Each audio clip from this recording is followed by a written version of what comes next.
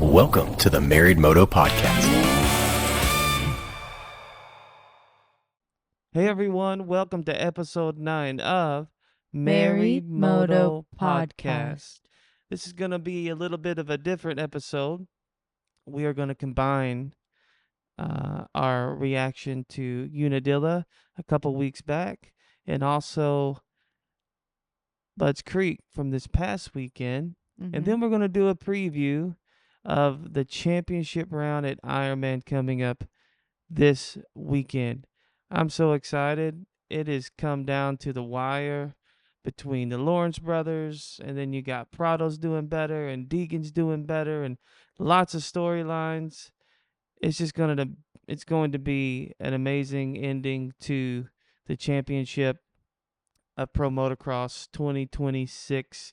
And we just want to say thank you for all the love and support.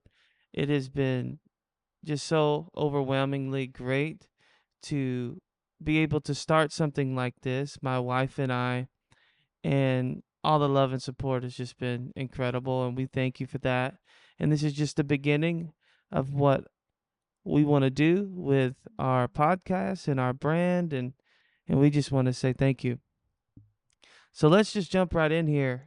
You know, we're going to kind of medley everything together, but we'll start a couple weekends back at Unadilla. Coming into Unadilla, you know, Jett was down 12 points. And so we were going to see exactly how things were going to shape up. And, you know, we didn't get disappointed. Hunter Lawrence came out that first moto and just dominated, honestly, and ran off and, you know, left Jett. Jett had some issues. He kind of ran into Deegan a little bit, fell down and had to work his way back up to second place. But coming out of that first moto, Hunter just rode a perfect race. And next thing you know, he's 15 points ahead in the championship, and it's starting to slip out of Jett's hands a little bit. And, you know, this whole season has been just a back and forth between the brothers, honestly. And it's like, who's going to fold first? Who's going to make the mistake? Jett's been battling his foot injury. Hunter Lawrence has been battling maybe some mental things, not winning the championship in Supercross, and then fighting his brother, knowing his brother has been kind of not the same Jett we've been used to. But every weekend that has went by, Jett's gotten a little bit closer to the rider that he used to be, that we know and love, and just his amazing ability on a dirt bike. But Hunter's been consistent. He's been right there all the way up until that second moto. When that second moto gate drop at Unadilla, Jett was right behind Hunter. Hunter got the whole shot. Prado was on rails. Yeah, Prado did great on Unadilla. He was riding very well. And before you knew it, Jett makes a pass on Hunter up the inside. And Jett motors off. And then next thing you know, Prado makes a move on Hunter. And Deegan's right on Hunter's heels. And so that 4-pack of riders, they were just putting in some of the fastest laps of the day on a really fast track. And, you know, I heard a few different people talk about, you know, that moto and what Hunter could have been going through his mind and all those different things. You know, that was really the first time that we saw Hunter go backwards. Yeah, that's so true. That he didn't fall. He was just going backwards. Everybody was just faster, and Deegan was right on his heels. And the next thing you know, at the worst possible place on the worst track of all time to go down, he goes down at the top of that hill, and he just watched that championship just slip out of his hands. And he falls, and he tries to run up the hill, and I'm sure he was exhausted. He was launched all the way down the far. hill. I wish we could have seen it because the cameras didn't capture him flying. they just caught the tail end of it, and then him running back up the hill and having to try to pick up his bike on the steepest incline hill. So that was really difficult for him to get back up, and uh probably the thoughts running through his mind when that happened. He probably thought it was over at that point. Yeah, and some footage came out later on, but it wasn't on the broadcast of him actually going down the hill. It was pretty violent. You could tell that he hit his head a little bit, and just exhausted, and then tries to pick the bike up, bike falls again, and at that point he's just like freaking out, Yeah. and he can't finish the race. He gets 39th place because the moto there was still quite a bit of time, so usually there's a lot of guys that are a lap down or whatever. And so he literally doesn't gain any points and 25 points in the first moto. And he hands the championship lead back to Jett. And we're all thinking, oh my goodness, here we go again. And I just think he was rattled a little bit. I'm sure the bike wasn't working great, and he was trying to keep up with Jett and Prado because he knew how close the points were. He couldn't give it up. And then that happens, and next thing you know, he's leaving Unadilla 10 points behind in the championship. Came in 12 ahead, left 10 points behind. And even at the end of the race, Jett was more concerned about Hunter and how he was doing. And, I know he doesn't want to win a championship that way. And you could definitely tell he was rattled by that. Yeah. And I think that ended up playing into Bud's Creek a little bit for Jett. Because Jett wants his brother to win. He wants to win. We've seen that so many times, them back and forth. But Hunter was against the ropes. And, it was cool to see Deegan hang in there a little bit more that weekend at Unadilla. But you could tell his bike was struggling, and they've really been doing a lot of work trying to get that thing right for him. But the biggest shock of the day outside of Hunter's crash was Jorge Prado stepping up. That was a track probably a little more suited for him, and you could definitely tell he was outside of Hunter. He was the only one all year that could hang with Jett for the whole moto. It was pretty remarkable to see him make that kind of a U-turn in the championship for himself, because he's not far behind in the points from Deegan. He's like less than maybe 10, 12 points back. So it was cool to see Prado. I'm not the biggest fan of Prado, but I'm a huge fan of great racing. And you can't deny his skill on a motorcycle when he's clicking. So Unadilla was a crazy racetrack. Definitely made the drama in the Lawrence camp at an all-time high. But it was cool to see the resilience and how Hunter handled it on the podium when they talked to him, and through that week him making posts and different stuff. So it was cool, but you could definitely tell that it was weighing on him a little bit, especially coming into this past weekend at Bud's Creek. Hunter's seemingly always been really good at when he's down, he's not out. Like, he'll come back that next weekend and he'll be on point. If he has a bad weekend, he'll come back and be stronger the next weekend, which is amazing to see, especially for the championship. But coming into Bud's Creek, the verdict was out. Everybody was pretty much like, Jett's got this title. He just needs to kind of ride it in. Yeah. And we all saw that was not the case. We were really concerned that it was just going to be this big mud fest. And so much so that the only person in time qualifying, second time qualifying out there was Deegan, playing in the mud, hitting big jumps. And, that was cool to see him do that. He's a bad dude on a dirt bike, and he showed everybody that he was that, and he wasn't afraid to get out there in the rain. And he probably would have done really, really well, maybe even would have won if it would have stayed a mud fest. But coming into the day, you could just tell from the jump that it was just going to be kind of a sloppy day all the way around. So many things can happen in situations like that, and when the track is just kind of sloppy and sloshy. And but first moto 450, we had already seen in the 250 class how crazy the start is. It's not even in a straight line. Yeah. If you line up on the inside, it's kind of like diagonal. And lo and behold, Deegan pulls a whole shot. Jett, don't know what he was thinking. He goes off the Taking it off track the and has to track. slow down, and then, all these people pass him, and then he goes makes the turn, and then he gets hit again.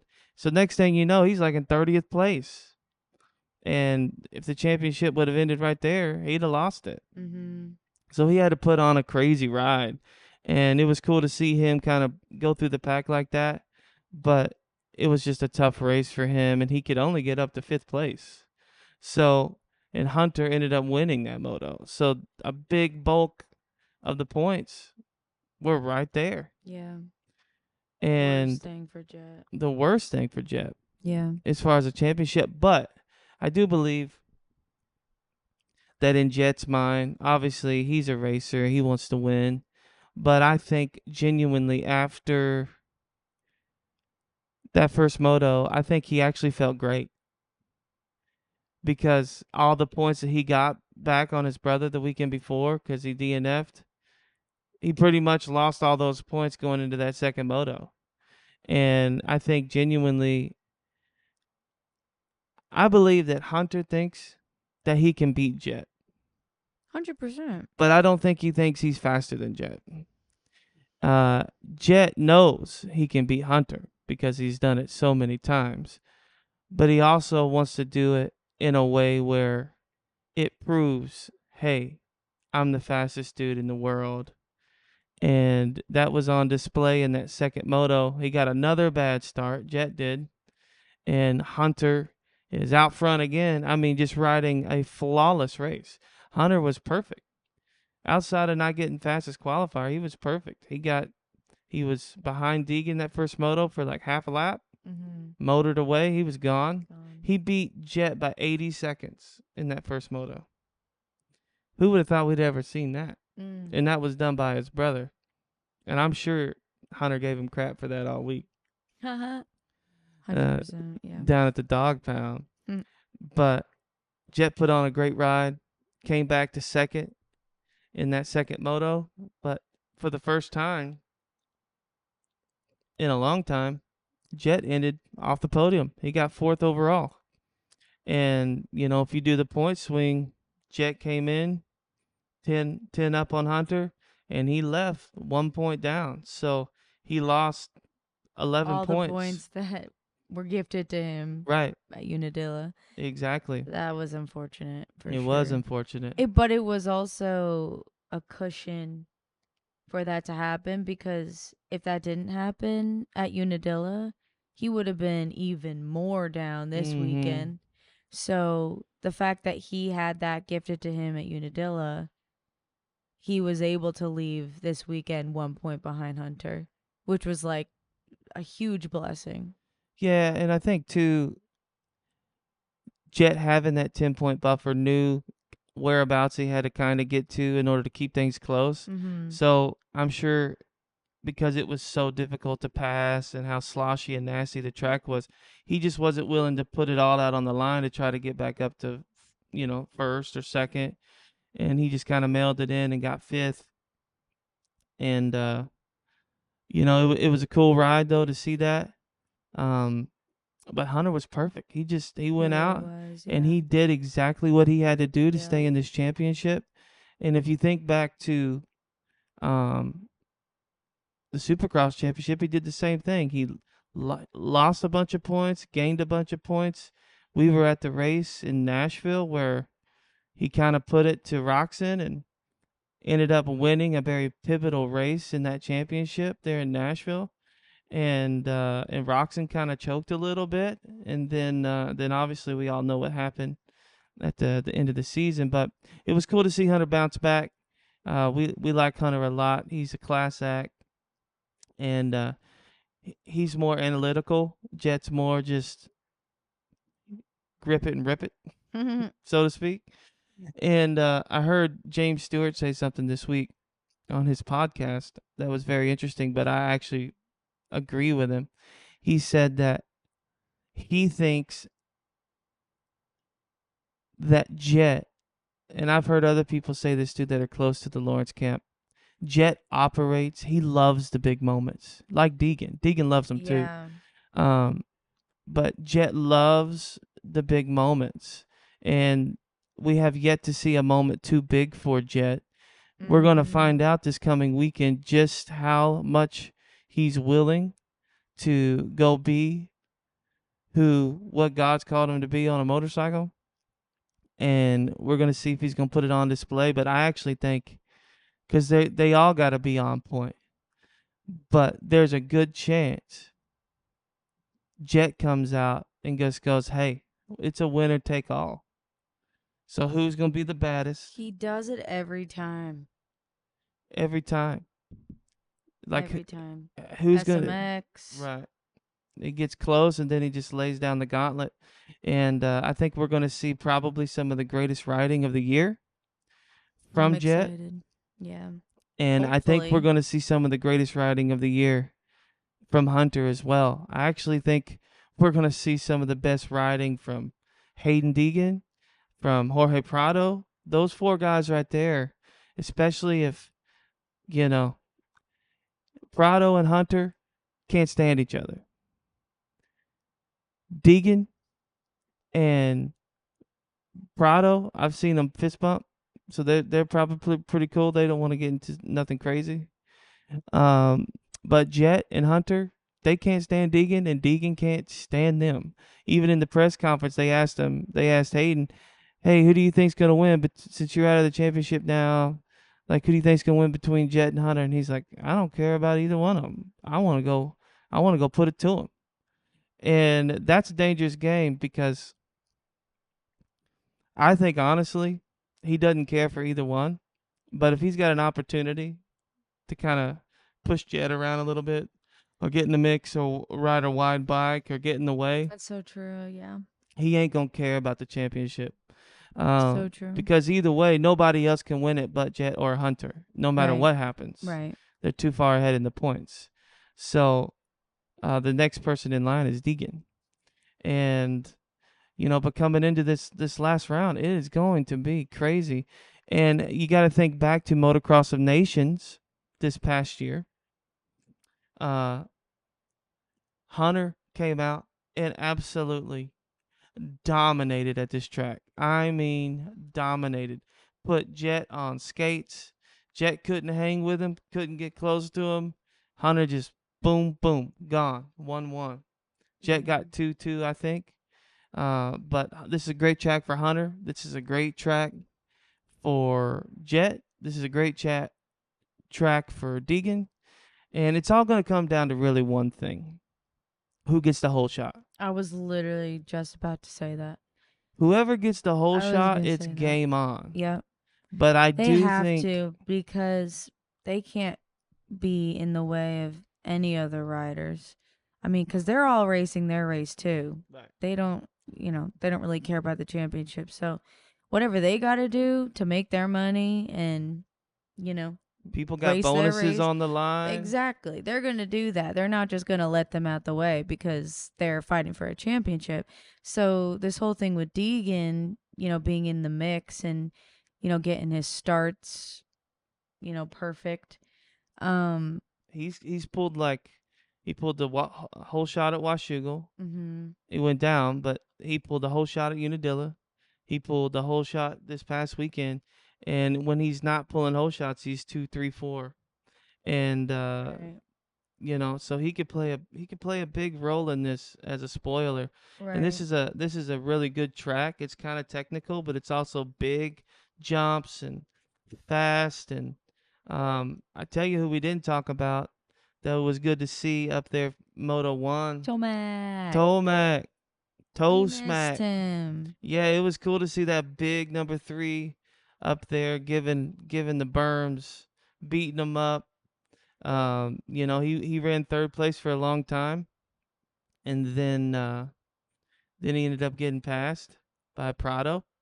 Um, but it was cool to see that. Yeah. Prado's gotten second overall the last 2 weeks in a row. Unadilla and Budds Creek. So, he's coming on strong here at the end.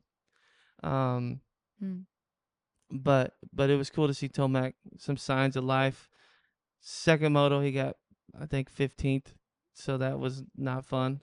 But look, he's just not gonna put himself in harm's way. And he's not going to get involved in the championship and all of that. But it's going to come down this next weekend at Ironman to the start. Yeah. Who gets to start and who gets out front? I think if you see Jett get out front, it's going to be hard for Hunter to hang with him. He may, stay 5-6 seconds back, but we've all seen it when Jett gets ready to lay it down. That happens, and Jett's back's against the wall, and so is Hunter's really, because if they finish first and second, if Hunter wins the first moto, the championship is pretty much locked in because they're a shoe-in for first and second place for the most part, unless something happens or Deegan just gets on fire or Prado gets on fire, because they're not going to get out of the way for the championship. They actually want probably to mess it up a little bit. But I think if Hunter pulls the whole shot and he gets out front and Jett's right there behind him, I think I'm just going to call it now. If that's what happens, Hunter's going to have some issues. Mm-hmm. He's going to be pushing way too hard because he's so calculated. Jett's not that calculated. He's just like, I'm going for it. And even with his bum ankle a little bit, he's still freakishly crazy good on a dirt bike. I mean, we've seen it. When he's ready to go, he just goes. And he's due for a win. He hadn't won. I mean, he did get the overall at Unadilla, but he probably don't even count that because of everything that happened with his brother. But he did pass him before he went down, so there's that. But I just think that this championship's gonna come down to that first moto and who gets the whole shot. 1 point decided. So if Hunter goes out and wins the first moto, and Jett gets second, that's 3 points added. That's 4 points ahead of Jett. If Jett goes out and wins the first moto and Hunter gets second, Jett's only up 2 points going into that second moto. And with that even, if Jett wins again, obviously it's decided. But if Hunter wins that second moto and Jett's behind him, that's it. But if Jett has to go 1-1. He has to. There's no other option, because even if they went 1-2, 2-1, it wouldn't work because they tie in points and Hunter still wins by a point. Well, they wouldn't even tie in points. Well, yeah, you're right. Right. Tying points on the Tying overall. points on the overall. Right. And then Hunter would still win by a point. So Jett has to go 1-1. Right. For him to win the championship. Or Hunter goes 2-3 or 2-4 or something like that, has a bad one, maybe even 1-4. I don't know how the math would go. 1-2, and Jett went 1-2. Hunter went like 4-1. Because here's the thing: something like that. If Hunter gets first place, that first moto, and Jett's second, right? So he's 4 down now. Right. If Hunter gets third, the second moto, he loses the title if Jett wins. If Jett wins, yeah. Because that's 5 points. So Jett would be ahead 1 point. So it's just the math is gonna be mathing, and we're all gonna be on the edge of our seat. We're gonna be watching. It's gonna be crazy. I want to see the best man win. I would love to see Hunter do it, but selfishly, I want to see Jett win another one. Because the truth is, winning one is great. This would be Jett's third outdoor title. Yeah. And history would be made because just think about it. This year, Jett had a perfect season. But this year, a Lawrence brother has won every single overall all year long. which is cool to see two brothers be at the top of the field like that, going back and forth every weekend. Um, but it's gonna be gangbusters, and that first moto is gonna be crazy. You're gonna see who handles the pressure the best starting in qualifying, and Hunter's got to come out and be on point, and so does Jett. And I think they're gonna have a little bit to worry with Hayden and Prado. They haven't shown that they can run that pace the whole moto that often. I mean, Hayden, give him props. Last weekend, that first moto, he was only 4 seconds behind Hunter at the end. Prado he kept Jett honest a couple weeks before, um, but they got to stay out of harm's way. They got to get great jumps off the gate. They got to be 1-2 going in that first turn, and just stay out of trouble. Because if they get in that mid pack, or somebody gets a bad start or something like that, anything can happen. And those guys, the other riders, are not going to just get out of the way. Some might once they know that they're coming through, but because nobody wants to be in the way of a championship except maybe Hayden and Prado. But it's going to be interesting to see, y'all. I'm excited for it. I think this is a great ending to an amazing championship. It's been fun to watch. It's been fun to document everything we've seen and comment and talk about it on the podcast and on our socials. And thank y'all so much for just supporting us. It means the world to us. It really does. Yes, we're so And this grateful. is just the beginning. It really is just the beginning for great things to come. And we're up to 4.6 thousand followers on Facebook, which it doesn't sound like a lot, but to us it's everything. And we genuinely want to say thank you, because you just never know what can happen and what doors will open up. And we love the sport. We love being around it. um you know just it's going to be a crazy finale ending to the pro motocross season. What's crazy, even crazier, is that the next weekend after that, or 2 weekends after that, is the SMX playoffs. And I know, then I'm we so got excited. 3 straight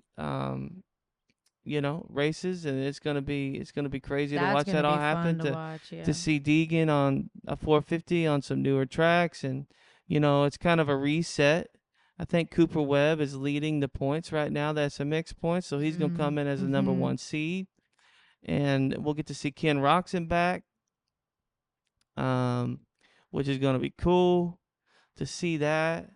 And it's just gonna be an amazing next month or so of racing. And I'm excited for it. We're going to be right there documenting everything and talking about it. And we want you guys to jump on our socials and comment with us. And, I'm just looking forward to seeing Jett and Hunter battle it out this weekend and see who else can get in the mix. It's getting dangerous. It's getting dangerous. Yes, But it's going to be cool. And it's just a monumental moment in motocross history to have two brothers, battling it out like this, and to come down to the last round and be, may the best win. And we're going to find out this weekend. Yes, we are. And then next week, we're going to do a review of the championship race at Ironman. And don't forget to like and subscribe and give us a follow or comment and share. We appreciate it so much. However you get your information, whether it be on YouTube, you can listen to the full-length podcast on YouTube. It'll be live this coming Friday.